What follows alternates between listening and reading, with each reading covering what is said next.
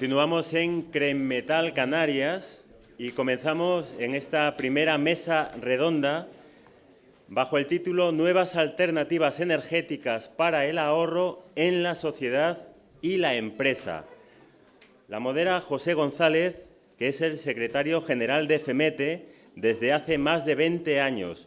Cuando llegó, esta federación tenía unos 500 asociados, ahora en torno a los 1.200. Es licenciado en Ciencias Económicas y Empresariales por la Universidad de La Laguna y, como detalle, fue miembro de la Joven Orquesta Sinfónica de Tenerife. Muchas gracias. En la especialidad de violín. Sí. Bueno, empezamos con la primera mesa, cuyo título es Nuevas alternativas energéticas para el ahorro en la sociedad y en la empresa. A mi derecha, al extremo de la mesa, está don Miguel Benarroch, director gerente de Disagas. Es ingeniero de caminos, trabaja en la industria del petróleo desde 1987, durante 10 años en Mobil Oil, ocupando diferentes cargos relacionados con las estaciones de servicio y desde 1997 como director de Disagas. A continuación, doña Isabel Reija, directora general de FENI Energía y consejera delegada a su vez de la misma empresa, de FENI Energía. Es ingeniero industrial de ICAI por IES, con posgrado en negocios internacionales por London School of Economics. Trabajó en el grupo Repsol YPF y ha ocupado distintos puestos en Unión Fenosa Internacional y en Endesa. También es profesora asociada de la Escuela de Ingenieros Industriales del ICAI. En el otro extremo de la mesa, don Rodolfo Gijón trabaja desde 1989 en COE, es director del Departamento de Economía y secretario de las Comisiones de Desarrollo Sostenible y Medio Ambiente y Energía del Consejo de Industria, representante en la Comisión de Asuntos Industriales de la Patronal Europea Business Europe y representante en la Comisión de Asuntos Industriales de la OCDE. Y a mi izquierda, y para finalizar, don Francisco Rodríguez, presidente de la Asociación de Instaladores Eléctricos de la provincia de Santa Cruz de Tenerife, es gerente de la empresa Instalaciones en General JF Rodríguez SL y, como he dicho, actual presidente de la asociación. Bueno, y sin más, si les parece, vamos a empezar con la mesa redonda y empezamos con una serie de preguntas que vamos a realizar a los panelistas, a los que están ahora mismo en la mesa. Será la dinámica, realizaré una pregunta a cada uno de ellos y luego abriremos al público para que puedan preguntar. Habrá en este caso, azafato, que estará con un micrófono y que podrán ustedes solicitar el micrófono para que puedan preguntar a las personas aquí presentes. Doña Isabel Reija, hoy en día, ¿quién me puede asesorar para ser eficiente?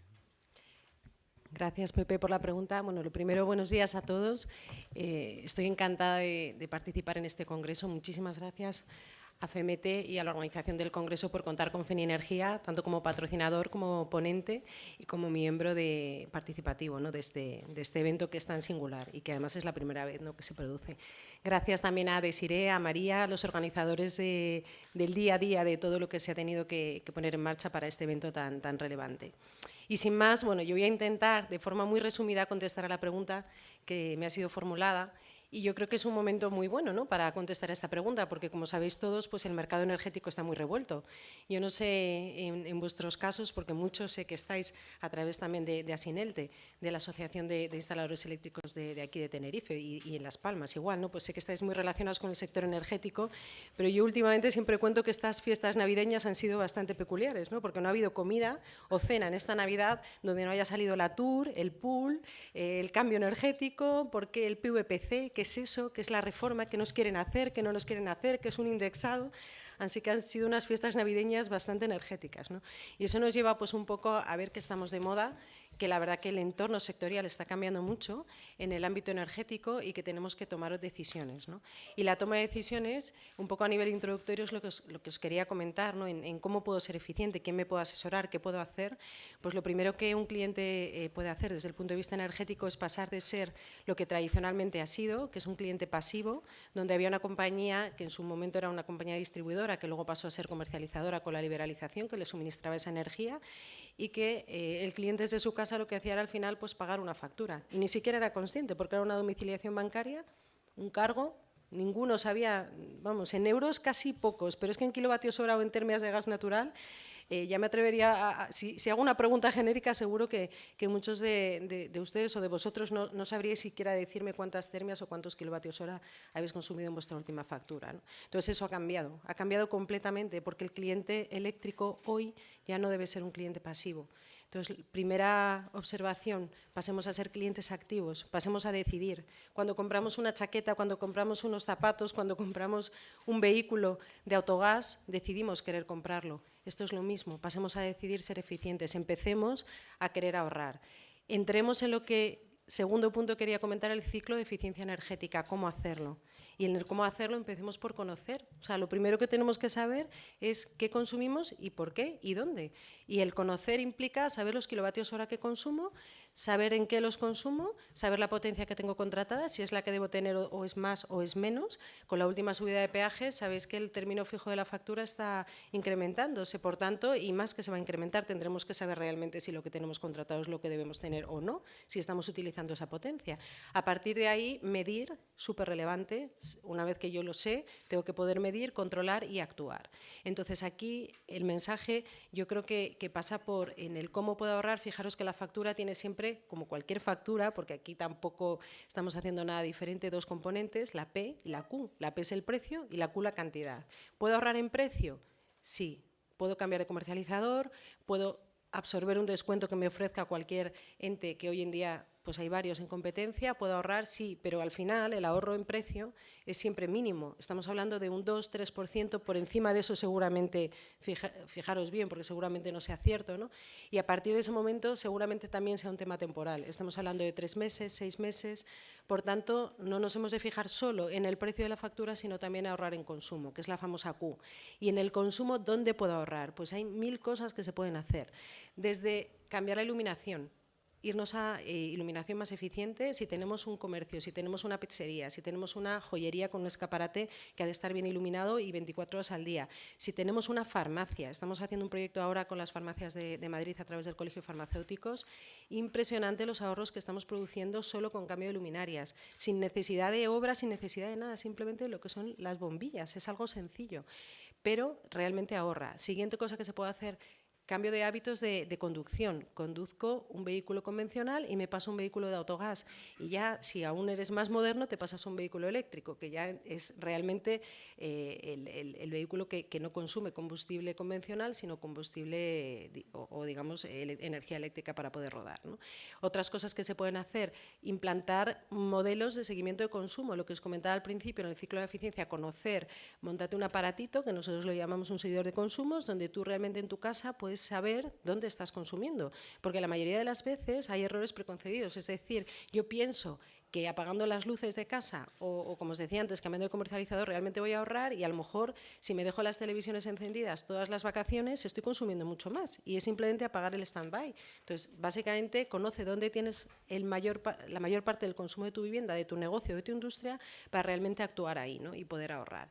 Y finalmente, pues bueno, cambiar de hábitos cuando se puede, cambiar de equipos cuando son más eficientes, irte a soluciones de alto rendimiento, como pudiera llegar a ser, por ejemplo, una solución de autoconsumo, en el caso de que algún día, y yo confío que llegará pronto, la regulación de sectorial al efecto pues no nos cobre por utilizar las fuentes de la naturaleza y transformar esa energía del sol en energía eficiente para nuestro autoconsumo, ¿no? Entonces, una vez tengamos todas estas cosas, las valoremos, al final, vosotros como clientes, muchos seréis expertos, pero otros no. ¿Y quién realmente puede decirme qué tengo que hacer? Porque cuando yo tengo un dolor de muelas, pues me voy a un dentista, o cuando tengo un problema, no sé, jurídico, me busco un abogado que me defienda. Pues aquí es lo mismo. Vosotros como clientes tenéis que saber algo, pero no no tenéis que ser los máximos expertos. Entonces, yo os propongo la opción de buscaros un asesor energético. En esto, en el caso de Feni Energía, llevamos 3 años ya trabajando, formamos a nuestras empresas instaladoras como agentes y realmente el instalador es un poco el que tiene conocimiento técnico de la instalación, económico porque se lo aportamos nosotros y tiene algo muy diferencial con respecto a otras compañías que pueden actuar en el sector, y es que tiene la confianza de nuestros clientes, ¿no? Está en su casa. Realmente cuando un cliente tiene un problema, cualquiera de vosotros tenéis un problema, ¿a quién llamáis? A vuestro instalador eléctrico de confianza, que os conoce, que sabe que ha hecho vuestra instalación, que os la repara, que os la arregla, y por tanto ese agente instalador es el que realmente también os puede aportar la venta del suministro eléctrico y todos estos consejos y estos asesoramientos que os he intentado comentar muy rápidamente para que podáis realmente ahorrar. En este sentido, bueno, os animo a que decidáis primero ser eficientes, que realmente os pongáis. Esto es como todo, el tiempo pasa volando, por lo menos a mí me da esa sensación, y el día tiene solo 24 horas, harían falta algunas más, ¿no? Y cuando te das cuenta pasa un año. Entonces hay que buscar un hueco para cogerse la factura de la luz, para cogerse la factura del gas, para cogerse el coche, ver cuánto he invertido, cuánto me he ahorrado, qué mantenimiento le he hecho y dónde puedo ser eficiente. Y a partir de aquí os animo también a que os pongáis en manos de un asesor energético de confianza y que él seguramente, a través de Asinelte, ¿no?, de la Asociación de Instaladores Eléctricos de Las Palmas, os pueda ayudar a realmente ahorrar y a ser más eficientes. Muchas gracias, Isabel. Y visto esto, para ser más eficiente, yo le preguntaría ahora a Francisco, que está a mi lado, ¿con qué herramientas deben contar las empresas instaladoras para afrontar estas nuevas alternativas? Bueno, buenos días a todos. Tengamos en cuenta que las empresas instaladoras van a ser las que lleven a cabo, a la práctica, todas estas iniciativas de ahorro. O sea, somos los encargados en todo lo que estamos hablando aquí, después llevarlo a la práctica, ponerlo en funcionamiento.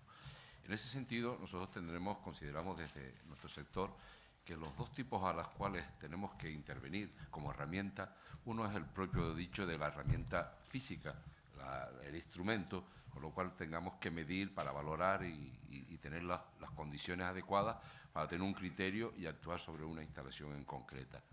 Esa es una parte que es importante y tenemos que tener muy presente.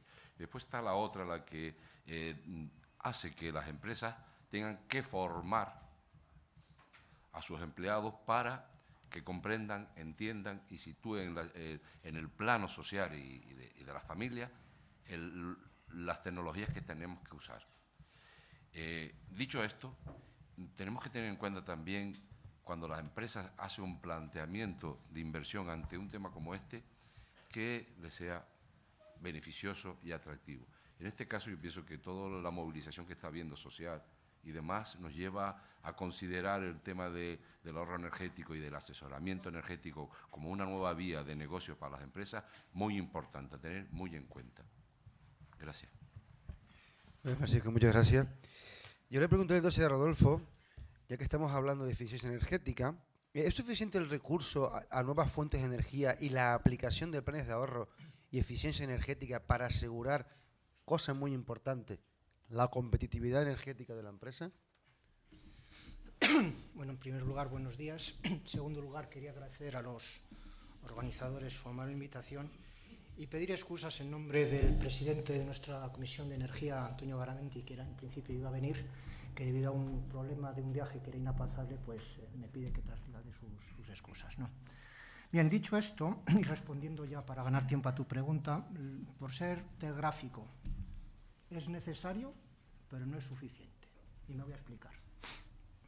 En cualquier caso, y especialmente cuando estamos hablando de industrias o de empresas intensivas en energía, el tema del ahorro y la eficiencia energética es un tema clave. Y prácticamente la totalidad de ustedes bien lo saben, porque con esta crisis, además, aquellas empresas que eran eficientes, pues desgraciadamente han desaparecido. Con lo cual, eso ya demuestra de una parte que algo han debido hacer bien para seguir aquí. En cualquier caso, se han hablado aquí distintas medidas como carácter general. En principio, lo primero que habría que hacer es un plan de eficiencia energética para poder precisar con exactitud qué tipo de medidas nos conviene tomar, haciendo pros y contras entre costes y beneficios, y de ahí tomar luego nuestras decisiones. Y esto además lo podemos complementar con otro tipo de medidas, como por ejemplo, no sé si luego Isabel hablará del tema de autoconsumo, o de aquellas empresas que requieran de aporte térmico con una cogeneración de alta eficiencia. Pero dicho esto, una vez que se toman estas medidas, no siempre fáciles, estos tienen un recorrido en el tiempo, especialmente si consideramos el corto y medio plazo, pasado el cual ya no es posible rebajar la factura energética de nuestra empresa.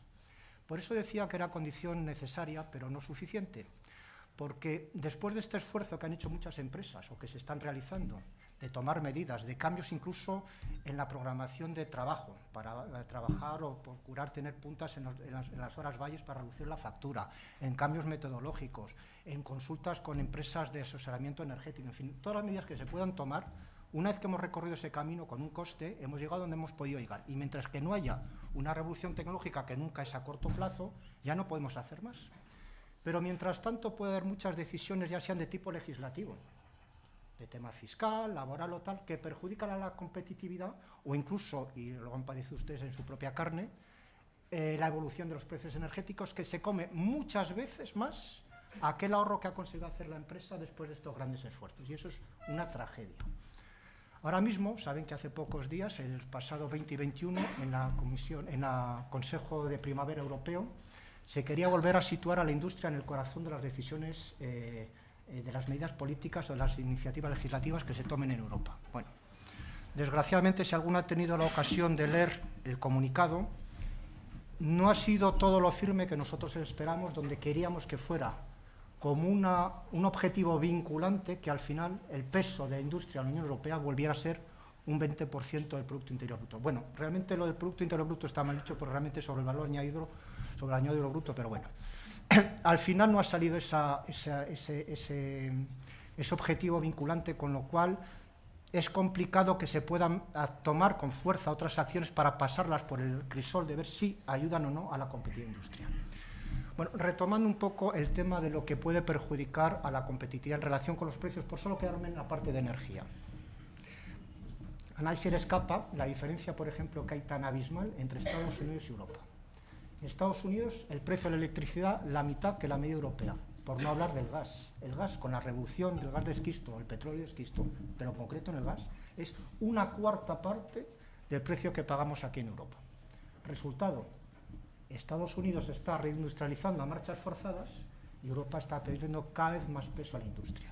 Lo dijo el presidente de su comunidad ahora mismo. No es posible una economía sana sin una industria potente. Les voy a dar un dato.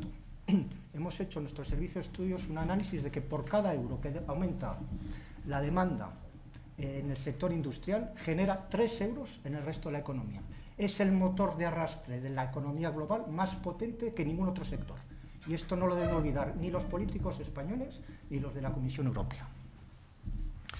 Estaba hablando, por ejemplo, cuando estábamos hablando de nuevas tecnologías, yo no sé por qué aquí en la Unión Europea en el tema de Salgas se lo está pensando tantísimo. Y aquí en España es que incluso lo que cuesta un triunfo es ni siquiera te dejan hacer una prospectiva para ver si tiene sentido y viabilidad económica o no. Es que cuesta un triunfo conseguirlo. Y ya sé que probablemente en Europa no alcancemos el nivel de Estados Unidos, que por su dotación en el subsuelo de gas de esquisto, pues tendrá una ventaja. Pero, hombre, si en España y en Europa conseguimos rebajar un 25, un 30 o 40% el gas, ¿es que no es bienvenido? ¿Es que es lo mismo que Estados Unidos 100% en una semana, que es lo que en muchos sitios se está diciendo? Y yo creo que eso es un error garrafal. Y en el tema eléctrico, otro caballo de batalla, porque además dentro de los precios energéticos, que para evitar que se coman todos los esfuerzos que hacemos en energía y eficiencia energética, los dos únicos vectores con los que puedes actuar es en el gas, como he dicho, aquí en Europa con el gas de esquisto, y el otro sector eléctrico, que ahí depende un poco de las decisiones que adoptemos, que se pueda hacer competitivo o no. ¿Qué ha pasado? Hace unos años, ustedes lo saben muy bien, el precio medio de electricidad en España estaba en la media o en la media baja de la zona europea. Unos años después, estamos de los más caros. Si quitamos las islas, tipo Malta, Chipre, prácticamente con Italia y el Reino Unido, los más elevados. Bueno, pero es que además lo que tiene más INRI es que lo debemos todo. El déficit tarifario se ha disparado hasta casi 3 puntos del PIB. Para que se hagan una idea de magnitud, la última crisis gorda del petróleo que hubo en el mundo, su efecto macroeconómico sobre la economía española fue del 0,9%. Estoy hablando del triple. Entonces, esto era un problema ya no del sector eléctrico, sino de carácter macroeconómico que ha habido que afrontar. Lo han afrontado, pero ¿qué ha pasado? Que seguimos con un desequilibrio que hay que corregir. Mientras que el sistema eléctrico está ingresando unos 18.000 millones de euros, el coste de mantener todo el sistema son 22.500 millones. Es decir, hay un déficit de 4.500 que se ha corregido con las medidas que ya se tomaron, en medidas impopulares, por cierto, entre el 2012 y el 2013, porque si no, en el 2013 hubiese habido otros 10.000 millones más de déficit, que ya es que nos íbamos a la estratosfera. Lo que pasa es que luego, desgraciadamente, las decisiones que toma el Ministerio de Industria se han visto también entorpecidas por el Ministerio de Hacienda. Vino el señor Montoro con otra envolvente superior, que con algunas peticiones por parte de la Comisión Europea, resulta que de todo este arreglo económico que hicieron con las medidas que se adoptaron, retiró 3.600 millones en forma de 2.200 millones de los créditos concedidos que se iban a conceder para energías renovables, que aquí podía afectar, en 900 millones que se quitaron los presupuestos generales y que básicamente afectan al sistema eléctrico insular y extrapeninsular, que también ustedes están afectados, como las Islas Baleares, y luego 400 millones que se recaudaban vía estas medidas que se habían tomado, básicamente vía impuestos, que no van a revertir al sistema, sino van para la lucha general, con lo cual no ayuda a esto tampoco. En fin, desgraciadamente hemos tardado demasiados años en ver que teníamos un sistema que no era sostenible. No podía ser que cada vez tuviéramos la electricidad más cara y que además lo diéramos todo. Estamos en un sistema que era absolutamente inviable. Se han intentado tomar algunas medidas para corregir, pero mientras tanto, entre el 2013 y el 2011, ustedes lo padecen, lo han padecido, mientras que los costes se han más que duplicado, la factura media, porque luego cada uno tiene en según donde está, hay gente incluso puede también hasta haberse duplicado y todo eso lo ha subido un 30%, pero como término medio, la factura eléctrica ha subido en estos años un 63%. ¿Qué se puede hacer? Ahora mismo, si la verdad analizamos los costes estrictos de generación eléctrica más transporte y distribución, nos encontramos con una sorpresa, que seguimos en la media o media-baja europea. Entonces, ¿por qué sale tan caro aquí? Por los costes asociados, por un montón de decisiones políticas que se han tomado, que los siguen añadiendo, y al final hay que pagar.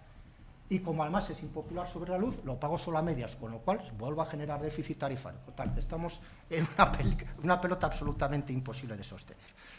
A corto plazo, ¿qué se puede hacer? En nuestro criterio, poca cosa. La que es más inmediata ahora mismo es tomar decisiones, como se ha hecho en Alemania, por ejemplo, de excluir a los sectores de actividad de pagar ciertos costes que están metidos en los costes asociados. Tiene la impopularidad, claro, que eso repercute en el ciudadano. Y ciudadanos que votan son más de 20 millones. Empresas, desgraciadamente, no son tantas. Y hay un problema político. Bueno, no quiero robar más tiempo y me paro aquí. Si luego hay ocasión, ya volveré sobre este tema. Muy bien, gracias, Rodolfo.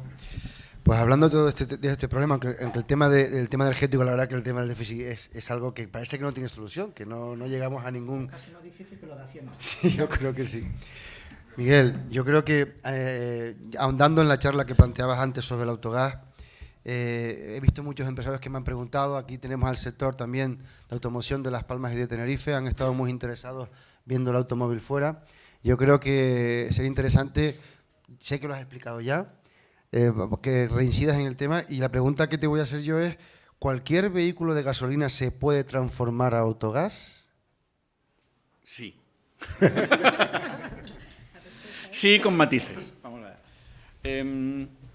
Con los equipos de transformación que se utilizan ahora, cualquier vehículo con un motor con características Euro 3 o superior es susceptible de ser transformado a autogás, es decir, es susceptible de recibir un kit para poder utilizar autogás. Esto viene a significar que todos los vehículos a partir del año 2000-2001 ya tienen motores que son con especificaciones Euro 3 o superior. Después es imprescindible facilitarle al taller transformador la ficha técnica del vehículo. Y voy a entrar en un aspecto un poco más técnico. Pasaré muy por encima, entre otras cosas, porque yo no lo sé, así que no me pregunten sobre eso. Hay dos tipos de inyección en los vehículos. Hay vehículos de inyección directa y vehículos de inyección indirecta.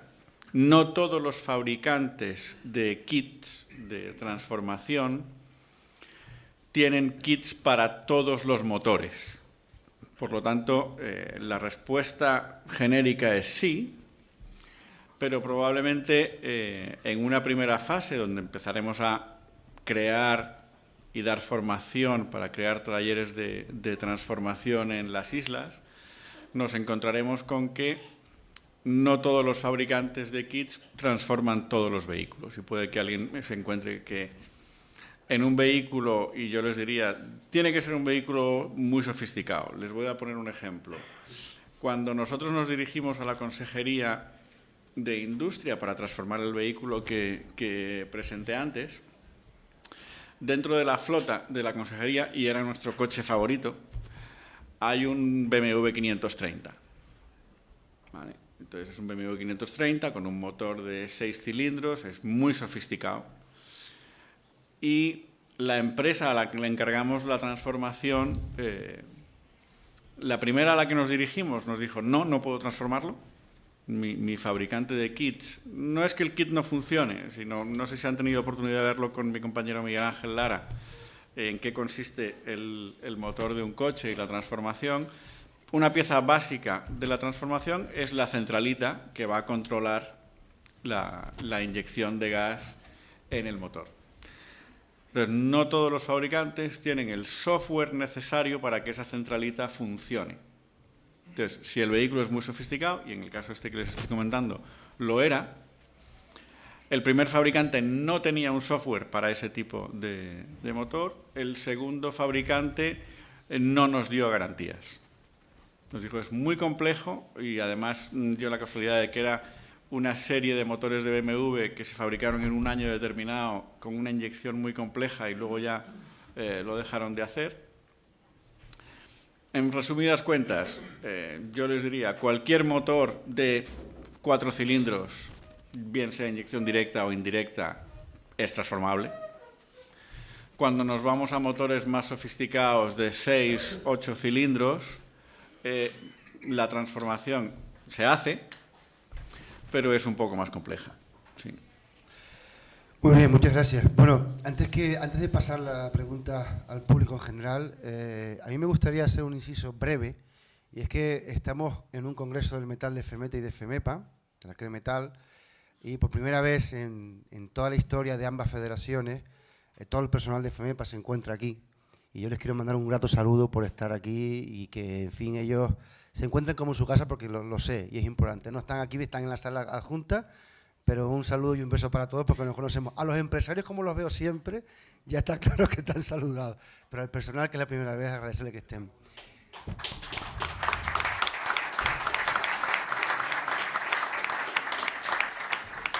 Dicho esto, hemos abierto muchos frentes, hemos hablado de muchas cosas, de gas, de energía, del déficit tarifario, la instalación. A mí me gustaría que la gente pregunte, yo creo que es positivo que ampliemos y para eso tenemos unos ponentes aquí que yo creo que les pueden ayudar y resolver muchas dudas. A mí, por ejemplo, se me hace que de entrada un empresario con una flota de vehículos, pues el reducir de una forma un 50% el consumo de combustible, podemos hablar aproximadamente, Miguel. Sí. En un 50%. 40%. Una pasta, parece una pasta, efectivamente, una pasta. Con lo cual que yo creo que estamos aquí con unas alternativas tremendas. Así que, por favor, si alguien quiere preguntar, que lo haga, que levante la mano, para que, en este caso, el azafato le dé el micrófono. Ánimo. Seguro que alguien tiene una pregunta. Por aquí. Espera para el micrófono, para que te oigan allá y aquí.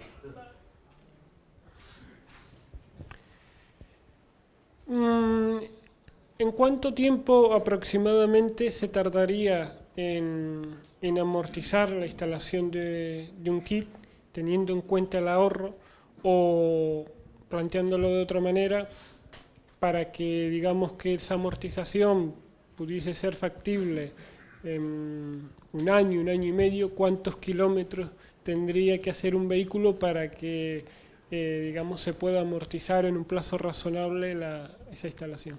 Vale. Con los precios que tenemos hoy, y hablo por las Islas Canarias, por los precios que tenemos hoy, un vehículo que haga 30.000 kilómetros o más al año amortizaría la instalación del kit en un año.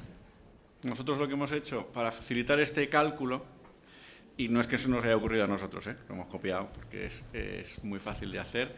En nuestra página web hay una sección dedicada al autogás. Dentro de esa sección hay lo que llamamos una calculadora de ahorro, donde cualquier persona interesada lo que solo tiene que introducir dos datos, que es cuántos kilómetros hace al año y cuánto consume su coche, que son los dos factores. Nosotros estamos cargando esa página con los precios que figuran en los postes de nuestras estaciones de servicio y con eso se obtiene. Es decir, yo le diría, básicamente, si usted hace más de 30.000 kilómetros al año, lo amortizará en un año. ¿Hablamos de un coche de gasolina? Siempre hablamos de un coche de gasolina. Siempre hablamos de un coche de gasolina, sí. Cuando comparamos el ahorro frente al vehículo diésel, nos referimos siempre a propietarios de vehículos diésel o de flotas de vehículos diésel que tienen en mente renovar su flota.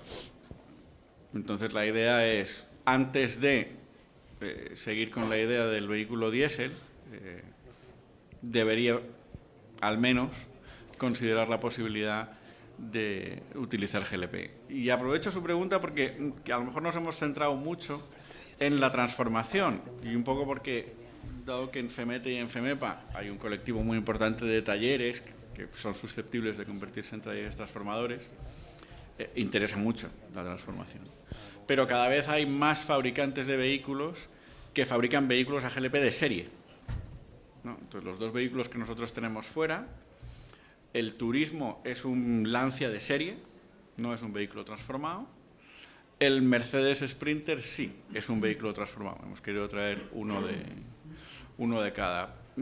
Ahora mismo, y aunque no se dan decir marcas, Pepe, con tu permiso, yo les diría Fiat, Dacia, Renault, Ford, Chrysler, fabrican vehículos de serie a GLP. Opel fabrica vehículos de serie a GLP. Entonces nosotros, dentro de DISA, queremos potenciar las dos cosas, los vehículos nuevos y los transformados. He visto que uno de los patrocinadores del Congreso es la Caixa, entonces aprovecho para anunciar que nosotros en DISA hemos firmado un convenio con Finconsum, que es el brazo financiero de la Caixa para el consumo minorista, donde hemos llegado a un acuerdo para que cualquier persona pueda acogerse a financiación facilitada por la Caixa para transformar su vehículo. Hemos intentado hacer un programa fácil por el cual, en función de la cantidad a financiar, que varía entre 1.500 o 2.000 euros, el cliente puede elegir entre pagar una cuota más baja durante más tiempo o una cuota más alta durante menos tiempo. Y hemos intentado calcular las cuotas en base a lo que alguien se ahorraría al mes si utilizase GLP. Sí, un momento, Isabel quería dar hacer apostillar algo más. Muy rápido nada más. Es que como se llama la mesa alternativas, yo quería deciros que además del vehículo GLP tenéis la alternativa del vehículo eléctrico. Es que si no lo digo me muero. Entonces, lo siento Miguel. Hay dos fuera. Pero de verdad que además estando en Canarias, cómo no, con una limitación de territorio, ¿no?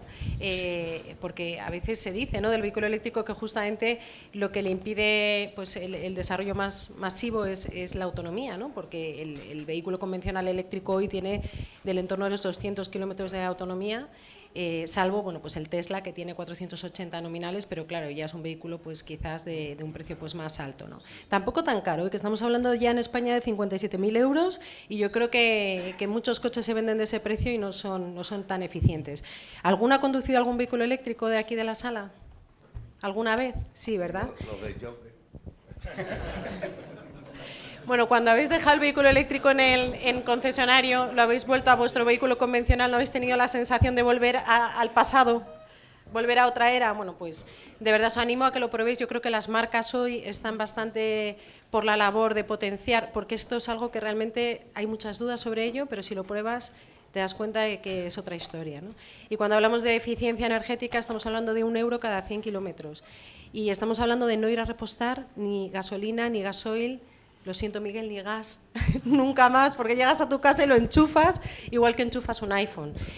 Y dentro de poco, con placas de inducción, podremos cargarlo incluso sin enchufar, posándolo simplemente en una placa en el suelo que se autorrecargue la batería, ¿no? Eso asocia a un coste de mantenimiento muy inferior, sin aceite, sin revisiones, cosa que también lógicamente genera un problema pues macroeconómico aún mayor, ¿no? Porque los talleres de los concesionarios dicen, bueno, y ahora, es que lo digo porque nosotros promovemos la venta y nos ha pasado de llevar un instalador nuestro a un concesionario Renault a por un Zoe, que es un 100% eléctrico, y ha salido con un Clio. Dices, pero a ver, si ibas convencido, ¿cómo puede ser que te hayan vendido un Clio, ¿no? Porque muchas veces las propias marcas, a nivel venta, ¿no? En concesionario, pues a veces, lógicamente, les cuesta, porque es una tecnología muy nueva, es una forma de vender muy nueva, es un punto de inflexión en el desarrollo de este sector, pero yo creo que bueno, no creo, estoy convencida, fuera de España es ya un estándar. En Europa, en Noruega, el coche más vendido es el Tesla. En España nos queda mucho, en Canarias yo creo que es un ejemplo. En la Isla del Hierro, por ejemplo, hay una flota bastante importante, ¿no? Nuestro primer vehículo eléctrico en Fenergia lo vendimos a un accionista aquí de Tenerife, ¿no? Y vinimos aquí a firmarlo. Yo creo que de verdad, lógicamente no es aún masivo, pero sí que es cierto que la infraestructura de recarga cada vez es más amplia y que si alguno tiene interés en información, en formarse, en enterarse, en ver, es un coche que lleva un cable y se enchufa en un punto de recarga que es un enchufe normalmente bastante sencillo, ¿no? Entonces, os animo a que por lo menos lo valoréis como alternativa. Muchas gracias, Isabel. Fidel. Bueno, la pregunta mía es para lo del gas. ¿Cómo tienen ustedes programado lo de los consumos, o sea, la toma de gas de los coches? Suponga que cambio yo la flota y me paso a gas. ¿En dónde reposto? Si usted cambia la flota, tiene dos opciones.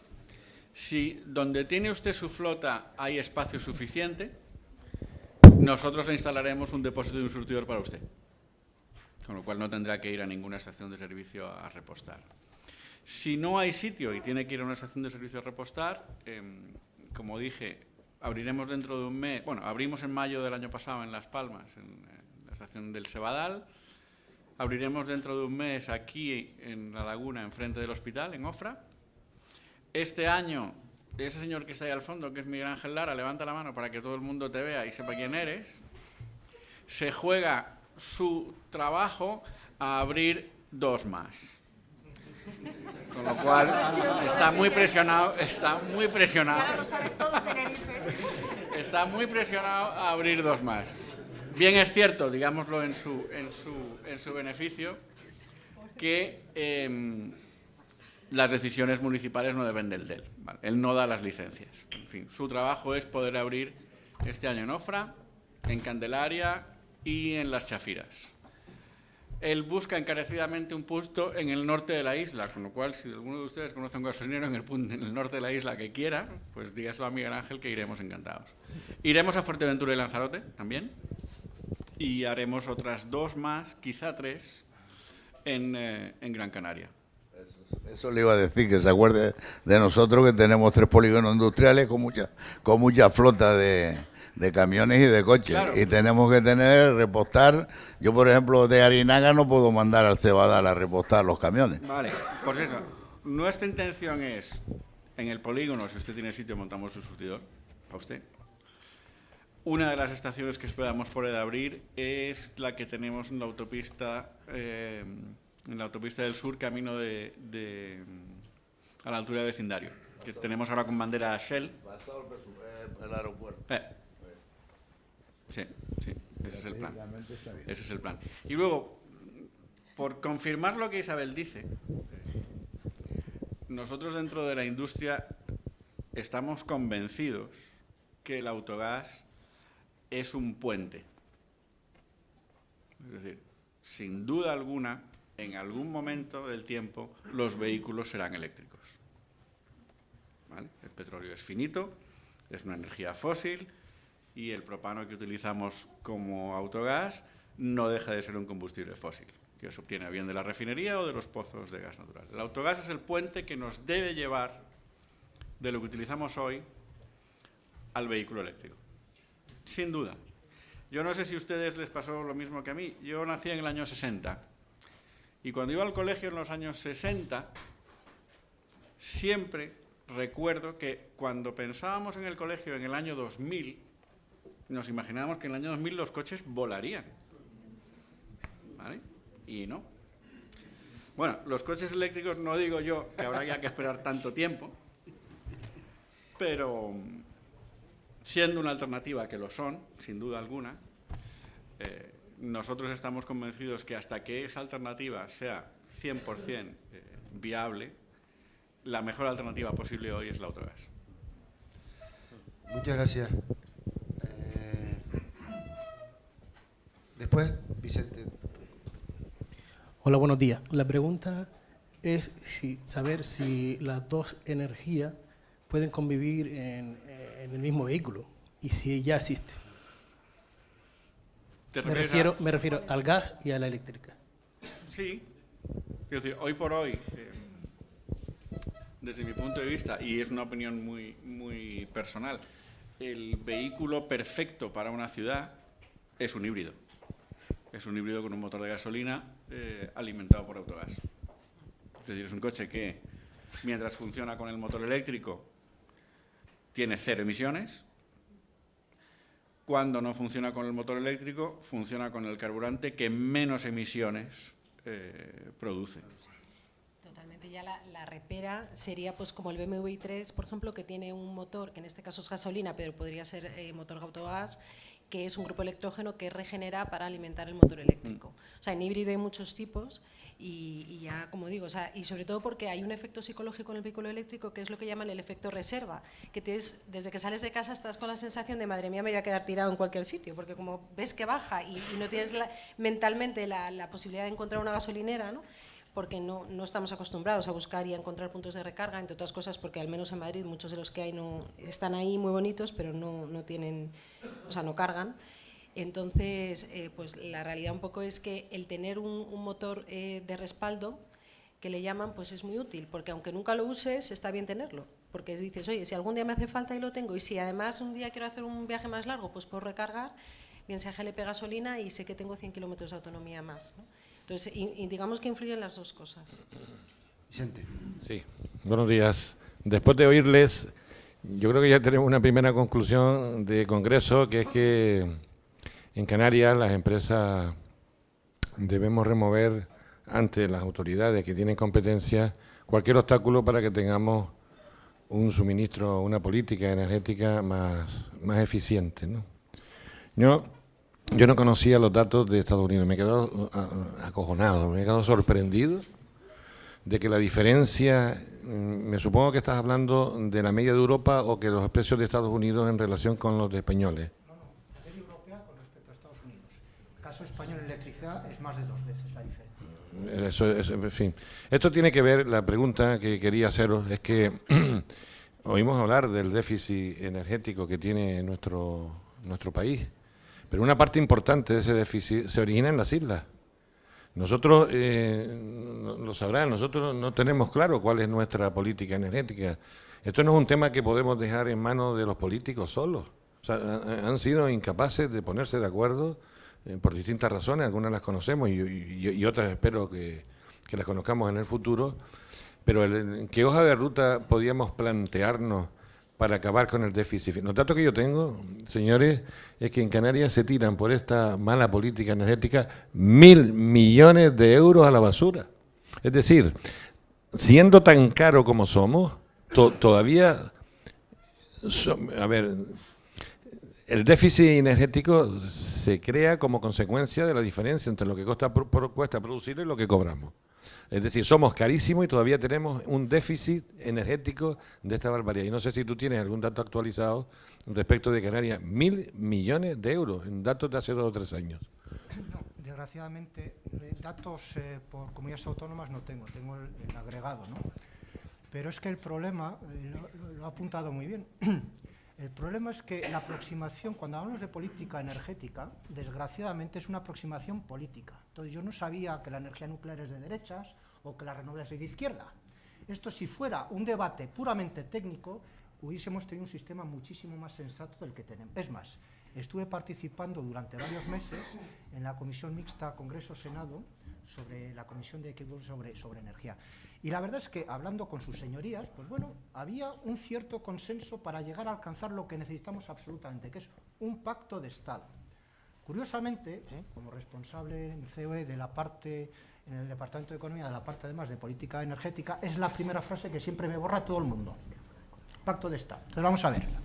¿Es posible analizar con seriedad una política energética donde muchas inversiones son de muy largo plazo, cuando dentro de 3 o 4 años viene un señor y en vez de mirando ahora para Alicante nos vamos a quedar mirando para Lisboa? ¿Quién va a invertir así? Es imposible. Es imposible. De todas formas, la estrategia que estoy planteando en nuestra casa es intentar hacer presión a través, primero, de la Patronal Europea de Business Europe, donde también, como se ha dicho antes, el moderador de esta mesa, formo parte en representación de la delegación española de la posición empresarial española en Business Europe. Y Business Europe es un lobby muy importante en Bruselas, de que ya que a nivel nacional no es posible marcar cierta cordura algunas cosas, a ver si a través de directivas europeas o de posiciones europeas aquí por fuerza lo conseguimos involucrar. Lo que pasa es que también es complicado, entre otras cosas, tenemos también un vecino, los franceses en concreto, que les interesa cierto statu quo como estará la cosa, ¿no?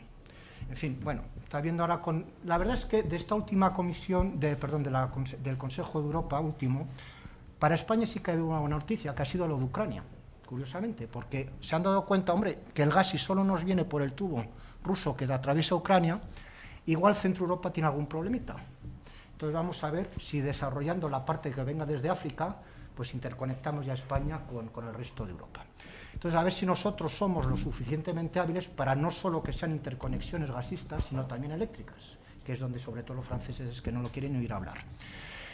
Yo sí sé que, además, como fue mi jefe anterior dentro de CE, el secretario de Estado, Alberto Nadal, esto es un tema que ahora, antes no lo hacía, pero ahora en sus presentaciones casi el punto crítico que está marcando es el tema de interconexión energética de España con el resto de Europa, porque evita un montón de sobrecostes, como por ejemplo todo el backup. El backup quiere decir todas aquellas instalaciones del régimen ordinario, es decir, sobre todo centrales térmicas que son las más flexibles para encender y apagar, aunque tiene un coste y se estropean mucho más rápido que si están funcionando en continuo. Porque, claro, el problema de las energías renovables es que si no hay aire y es de noche, pues no hay ni energía solar ni energía eólica. Y no puedes venir a tu casa, y ya no digo una instalación eléctrica que trabaje en continuo, que no hay aparatito y me quedo sin luz. Y eso tiene un coste, y un coste que no es pequeño, ¿eh? De hecho, estamos hablando de casi 1.000 millones, el backup de esto. En fin, y luego con otra peculiaridad, que es que desgraciadamente en España cuando más aire hace es por la noche, que es cuando es valle. Y como no estamos interconectados con Francia, tampoco podemos exportar, con lo cual hay que apantallarlas y no se puede aprovechar eso. Más otra curiosidad también, que bueno, ahí Canarias es un poco la excepción. Donde más parques eólicos hay en España, curiosamente, no es donde más sopla el aire. Qué raro, ¿no? ¿No sería más lógico poner más parques eólicos donde más aire hubiera? Pues usted ve en el mapa, no coincide precisamente donde más parques eólicos hay, donde más viento hace. Otra cosa curiosa, ¿no? En fin, se podría hacer muchas cosas. Yo lo que creo es que de verdad habría que quitar mucha ideología al debate energético y forzar por todos nuestros medios un pacto de Estado. Es mejor un pacto de Estado, ya sé que no va a ser lo que todo el mundo quiera al 100%, pero el porcentaje tenga lo que cada uno queremos, eso es mejor. Y saber que hay una seguridad temporal de que eso se va a mantener así, a estar dando bandazos, porque a mí nada me sirve que el gobierno diga, usted ponga lo que quiera, y sabe que vale 4 años y eso no va a ningún lado. Y eso es lo más importante que tenemos que hacer, porque la energía es capital para la industria europea y española. Hola, soy Manuel Zendagorta. Yo, como veía que no habían datos de Canarias, les voy a aportar un pequeño dato. El coste variable de generación de 1 kWh medio en Canarias viene a ser cerca de 20 céntimos y el coste total se acerca a los 30. Esa diferencia, yo en mi casa estoy pagando 17 céntimos y una empresa pues estará pagando alrededor, en alta tensión, alrededor de 10 céntimos. Esa diferencia la compensa el Estado a Canarias. Es decir, nuestra debilidad energética es realmente, desde un punto de vista económico, muy importante. Independientemente, además el déficit tarifario. El déficit tarifario es además de eso. Aquí se da la paradoja de que el coste reconocido a la compañía eléctrica Endesa son esos 20 céntimos del coste variable y el coste subvencionado a la energía eólica pues pueden ser 6 o 7 céntimos. Y el coste subvencionado a las últimas plantas fotovoltaicas, nosotros tenemos una, nos pagan 13 céntimos.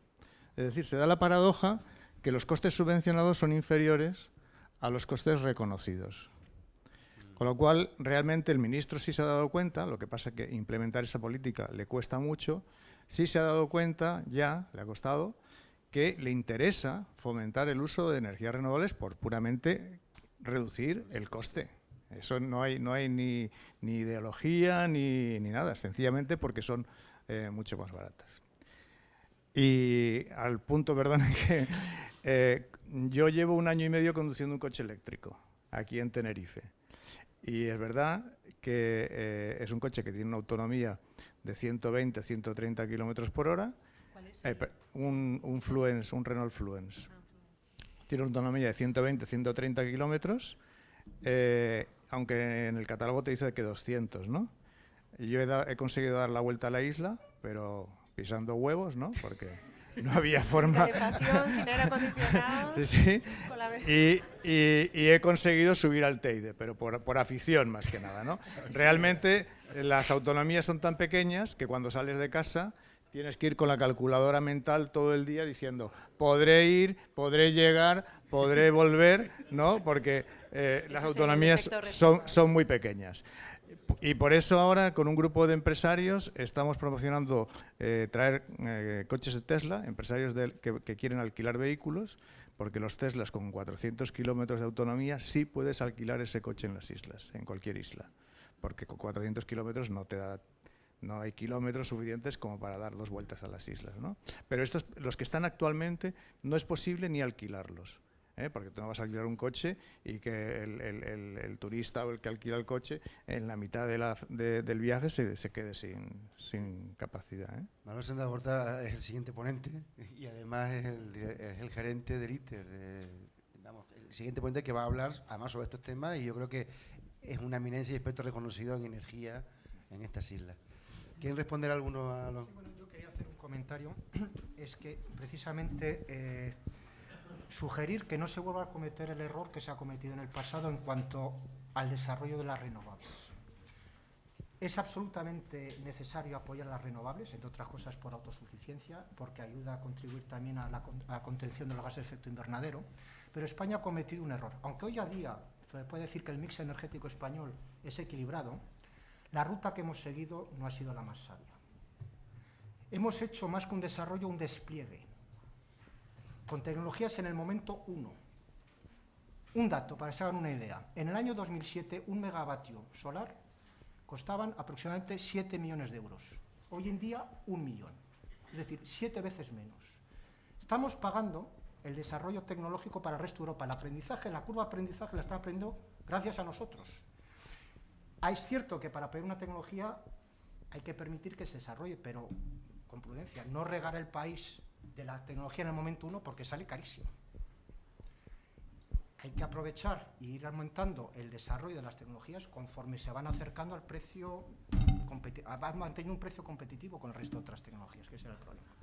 Y en el tema del apoyo, las islas, tanto Baleares como Ceuta y Melilla, Canarias, por su condición geográfica tienen un problema de sobrecoste en la generación eléctrica, de ahí lo que me refería antes al sistema eléctrico insular y extrapeninsular.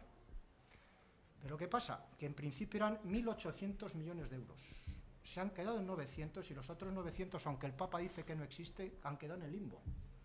No se sabe qué va a pasar con ellos. O sea, se han dejado de financiar, pero no se sabe qué va a pasar. Si va a pasar a déficit, si sale de algún otro lado. De momento han desaparecido la mitad de ese coste.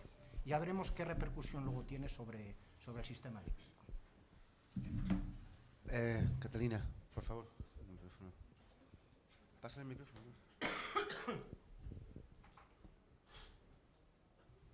Buenos días, soy Catalina Ruiz, Universidad de La Laguna. Solo comunicarles que el Gobierno de España ha puesto en marcha un grupo de expertos de evaluación en el tema energético.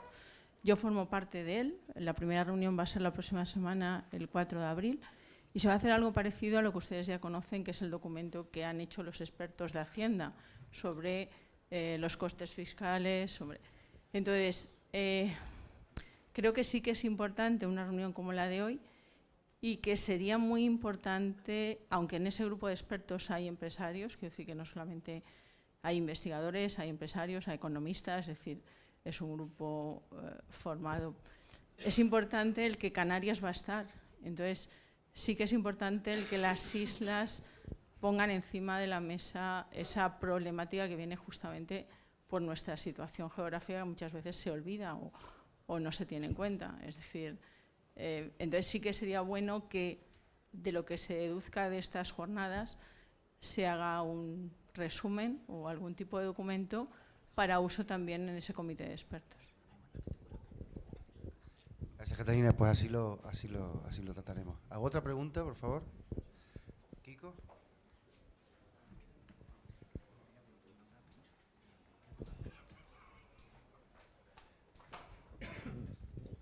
Buenos días.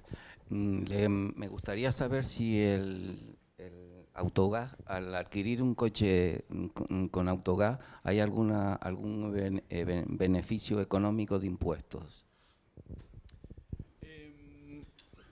En este momento, que yo sepa, no. Existían, no solamente a nivel impositivo, existían subvenciones para la compra de vehículos o la transformación de vehículos,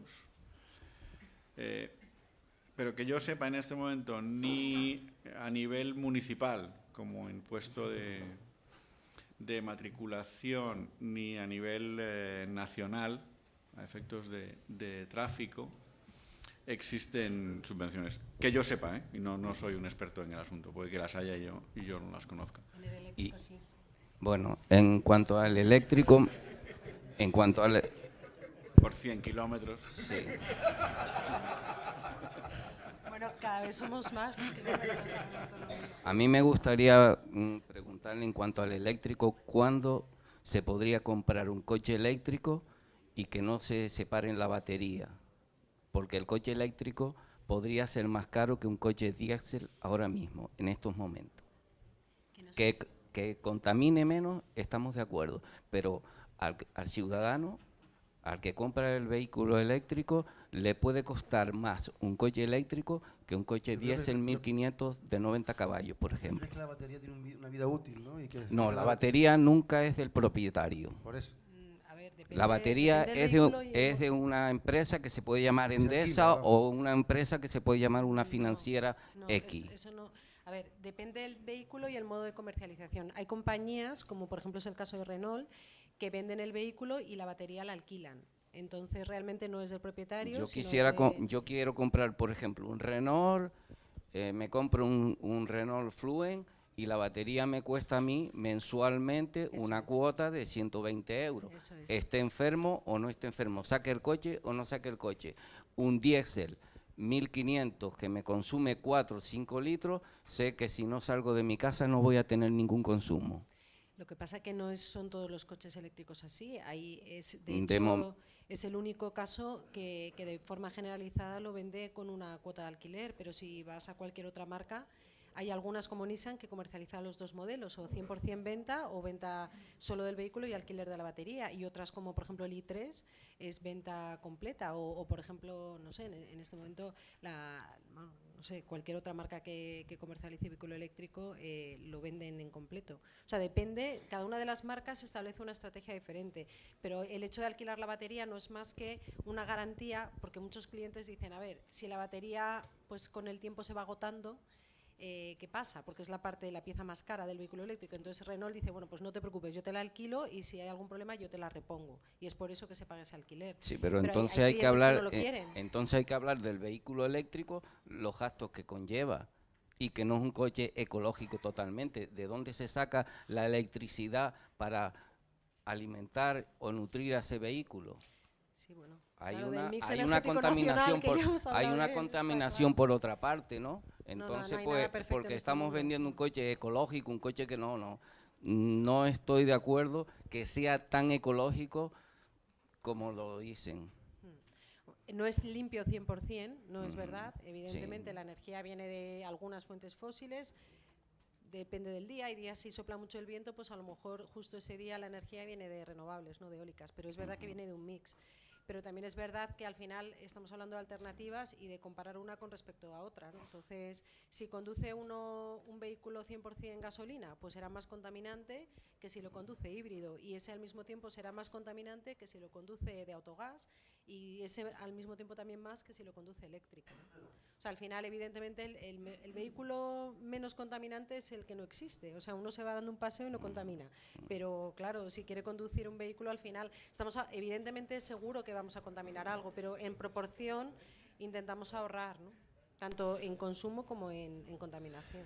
Muy bien, comentar que hay una sala anexa que están también viendo todo este debate, todo este panel.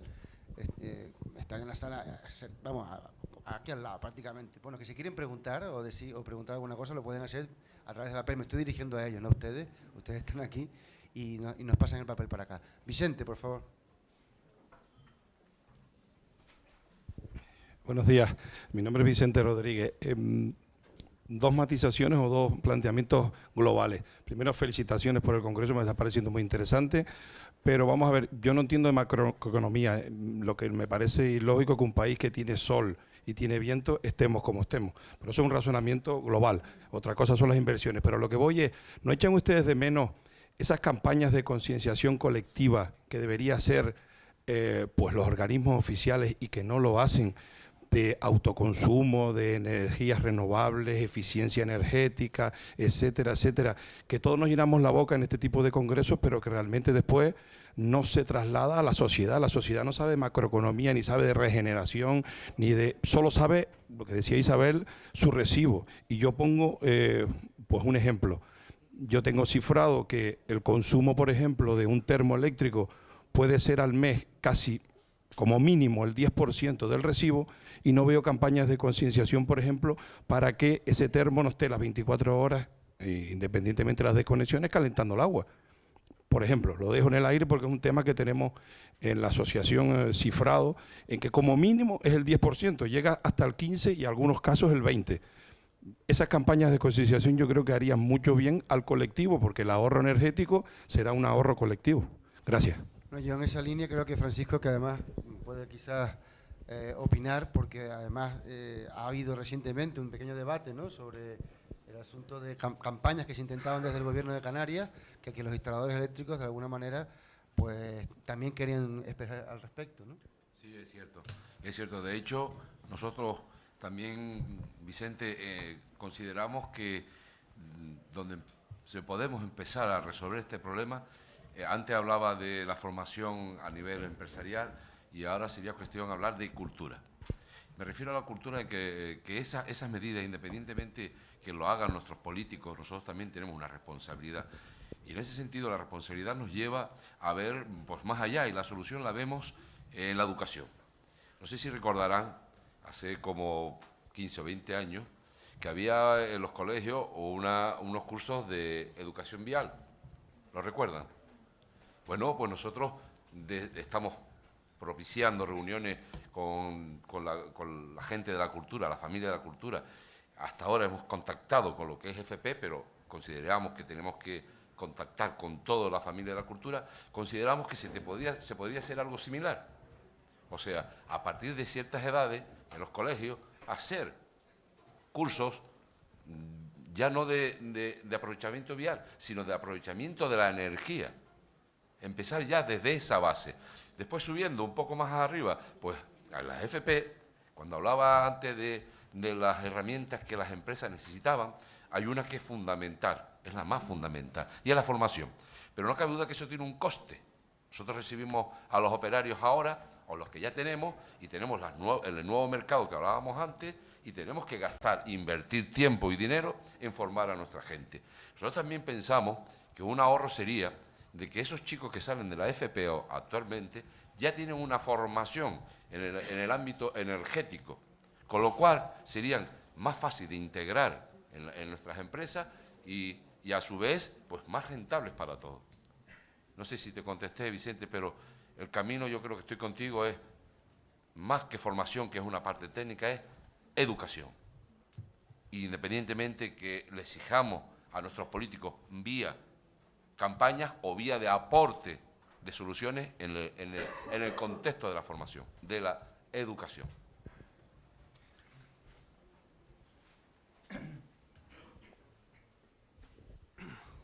Buenos días, yo tenía una pregunta para el señor Miguel de Disa.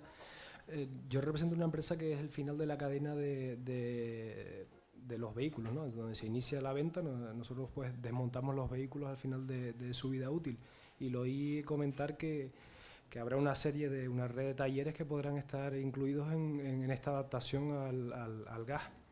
Pues desde aquí le brindo el apoyo por parte de FEMETE en que nos incluya en esa adaptación para el desmontaje en el momento de que esos vehículos lleguen al final de la vida útil y poder pues cerrar el ciclo, ¿no? Bueno, el vehículo no cambia nada, ¿eh? Es decir, el final de la vida útil del vehículo, sea de autogás o no, es el mismo, es prácticamente el mismo. O sea, y yo no veo el final de la vida útil. Por lo tanto, es difícil responder, pero ahora en serio, es igual. El coche lo único que tiene es un depósito extra para el gas y una centralita y un vaporizador, no tiene más. Pero a la hora de desmontarlo, llevarlo a la chatarra, desguazarlo, reciclarlo, etcétera, es exactamente igual que un vehículo convencional, por decirlo así. Pero ¿y el tratamiento de ese gas en ese caso, por ejemplo, o la botella, el recipiente? Es propano. Es propano lo que tiene dentro. Es decir, es lo mismo que hacemos nosotros, si ustedes me lo permiten, con las bombonas que mandamos a chatarra. Es decir, el gas se extrae, el poco gas que no se puede extraer se quema y se inertiza el depósito y se manda a la chatarra, sin más. Muchas gracias, Helio. Pasamos aquí.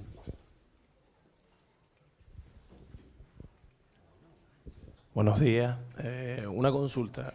Tanto a derecha del moderador como a izquierda del moderador se nos ha hablado, en este caso en el que me incluyo, a los pequeños empresarios, y apoyándome en lo que dice Kiko y lo que dice el compañero de detrás, se nos habla de eficiencia, de eficacia, pero para nosotros los pequeños empresarios que no entendemos ni de macro y en algunos casos ni de microeconomía, sino de pequeñita economía, se nos plantea tanto eficacia como eficiencia, invirtiendo, haciendo una inversión que no tenemos claro que vaya a estar rentabilizada nunca.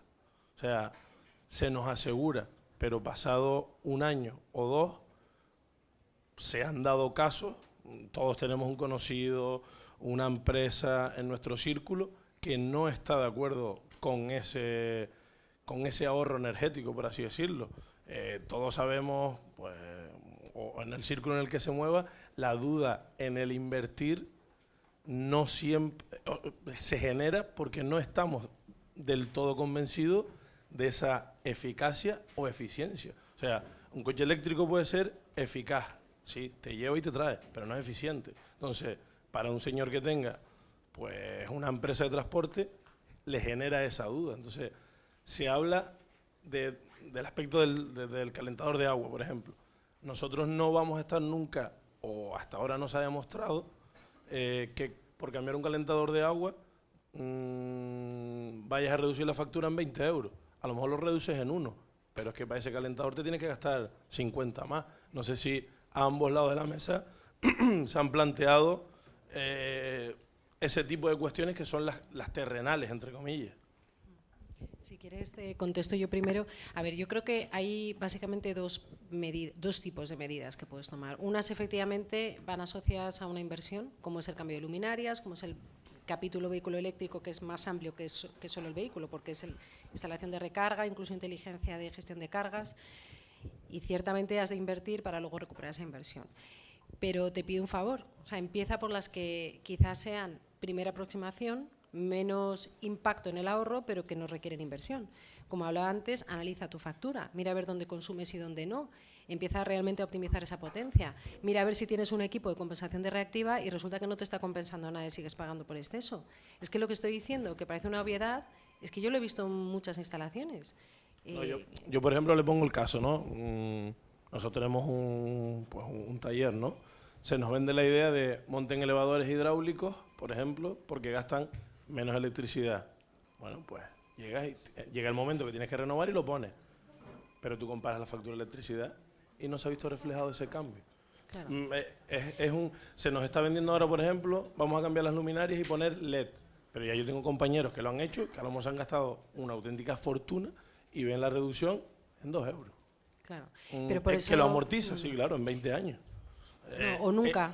O nunca. O peor, porque realmente a veces pasa, ¿no? Y que está es lo que pasando... realmente, en el caso de un taller, en el caso de una ferretería, en el caso de millones de cosas, sí lo ves. O sea, si como reducción cuenta que bajas 1 euro, claro, ha sido eficiente.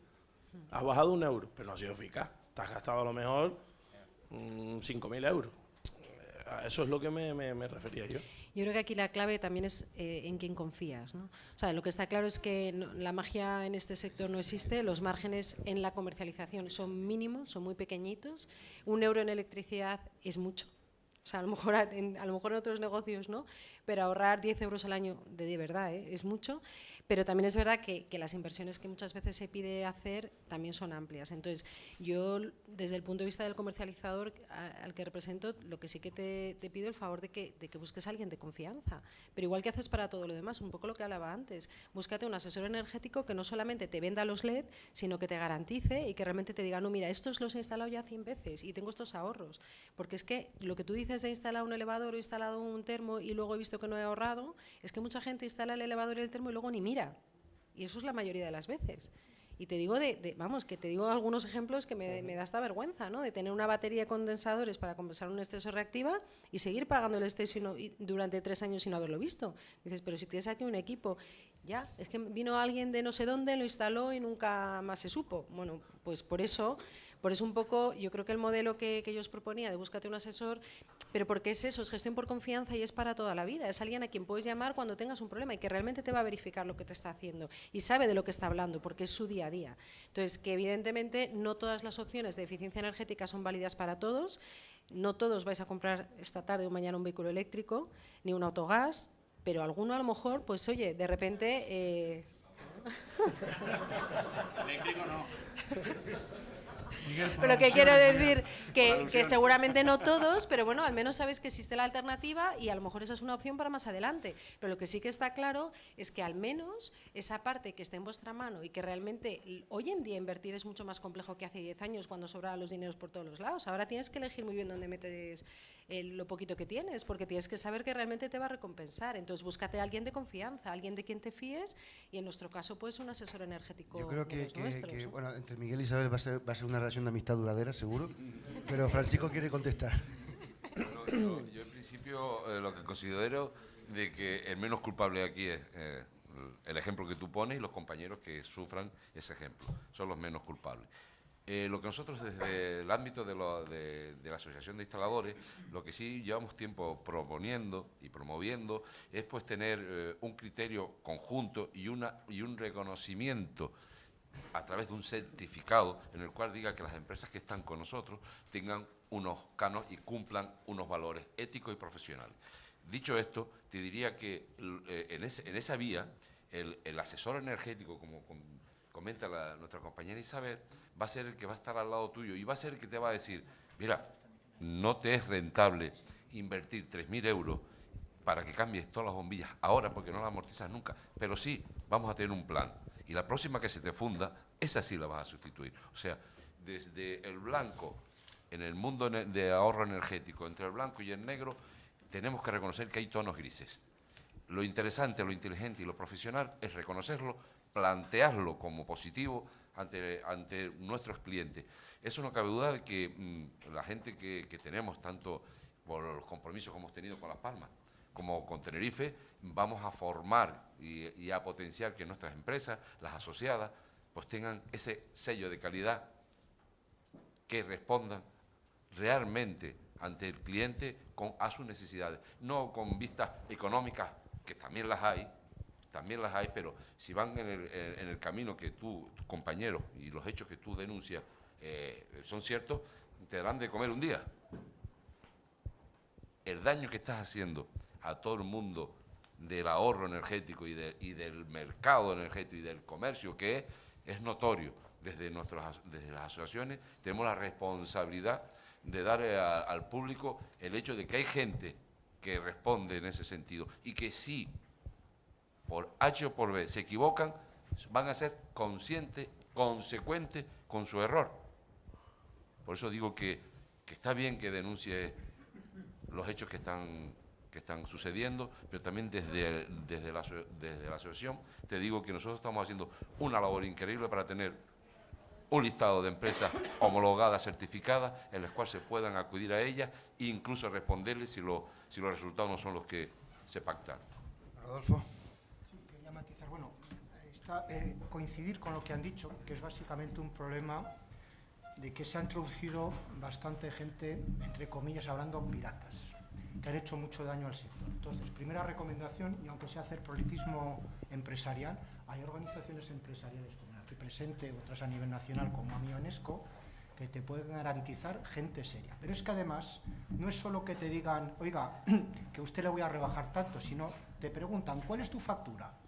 Y yo a partir de ahora la pago, y vas a pagar en tu nombre esto, y yo corro con los gastos. Lo que pasa es que te obligan a estar con ellos durante un tiempo, pero te garantizan un precio y es inferior al que tú estás pagando. Se produce un ahorro. Y ahí sí que no te pueden engañar, porque si no, se engañan ellos mismos. O sea, ya no es que digo, oye, te vendo esto y con esto vas a pagar 2 menos. No, no, es que yo voy a pagar por ti la factura. Entonces, si no lo consigo, yo, empresa, soy la que salgo perdiendo. Y esto también lo hay, ¿eh? Pero en cualquier caso, lo que es sobre todo importante es acudir a gente que hay de confianza. Porque efectivamente, como si puede ser un médico que no tenga el título y te hace una verificación, oiga, toda la medicina es una porquería, ¿no? Es que usted no ha ido al que tenía que haber ido. Y tampoco es que se dé una patada y salgan 350.000 que lo sepan hacer bien, que no hay tantos. En el mercado energético español, para que os hagáis idea, hay unas 200 y pico compañías comercializadoras y seguramente en vuestra mente tendréis, aquí en Canarias iba a decir una o ninguna, iba a decir 4 o 5 en España, pues no, hay más. Entonces hay muchas alternativas y realmente hay que buscar asesoramiento. ¿Alguna otra pregunta?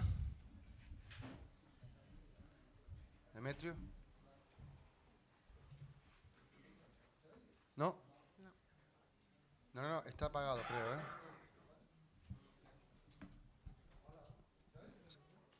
Se oye poco.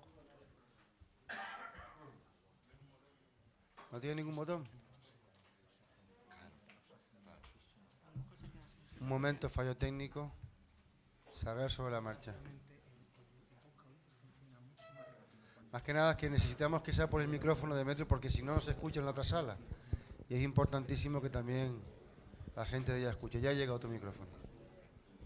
Hola. Ahora sí. A separarlo un poco ahora. ¿Qué tal? Buenos días. Mi pregunta va por lo siguiente. Hará como cosa de 3 años hice un curso de placas solares y porque iba a salir el tema del balance neto. Entonces la pregunta es, ¿alguien, como hay tantos expertos aquí dentro, alguien me podría explicar por qué motivo no ha salido el tema del balance neto? Yo si pudiera explicártelo no estaría aquí, estaría, no sé, en las Bahamas. Hay una pregunta difícil. Yo me alegro que me hagas esa pregunta. Quizás tú lo sabes. Dale el micrófono que Manolo lo sabe.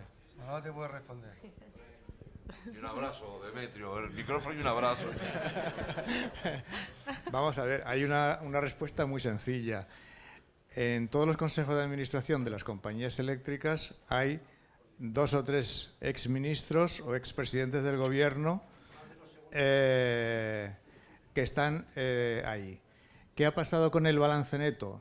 El balance neto, digamos, el coste de la energía fotovoltaica es tan bajo y tan peligroso para la referencia de coste de la compañía eléctrica que las compañías eléctricas han forzado al Ministerio a deshacer la posibilidad del balance neto. El balance neto y el balance instantáneo, todo. Han puesto el impuesto, el pseudoimpuesto de pagar las...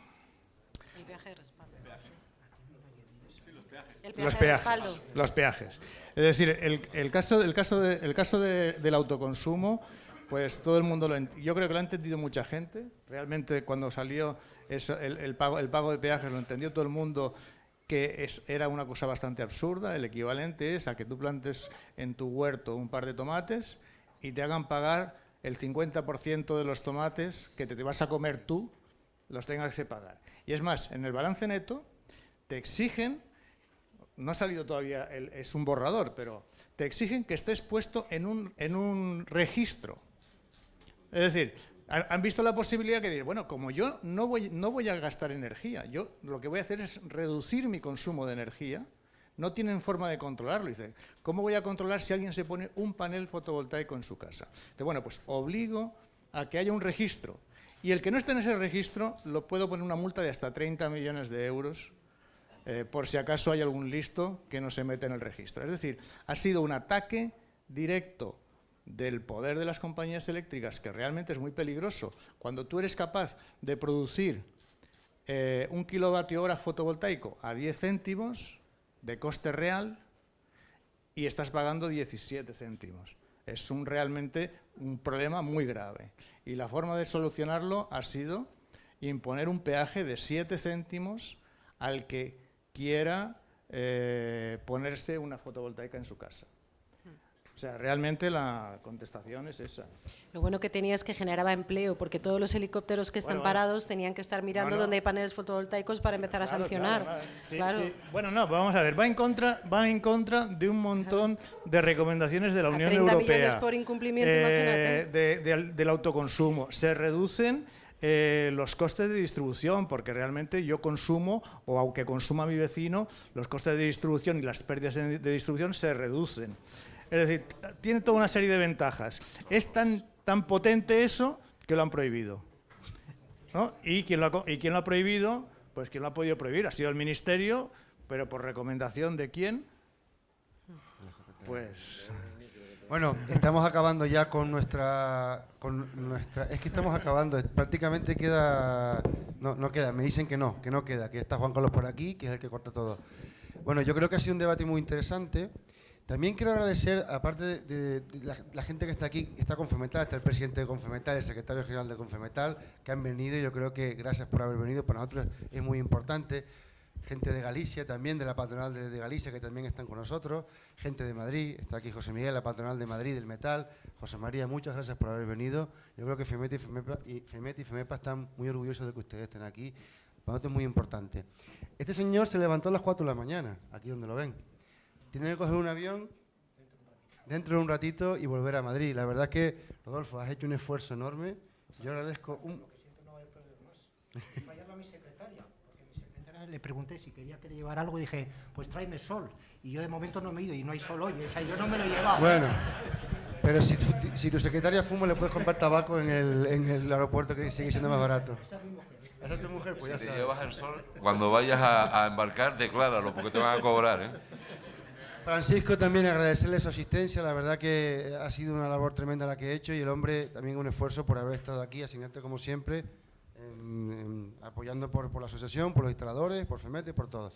Isabel, ¿qué decir contigo? Yo creo que tú eres más tinerfeña ya que madrileña, porque pasa aquí mucho tiempo, siempre está con nosotros, además de una persona tremendamente inteligente y con un luchadora tremendo. Están haciendo una labor tremenda con FENI Energía, a través de todos los instaladores en toda España. Yo creo que es de las pocas empresas que aumenta la facturación al año, de las pocas empresas que contrata personal.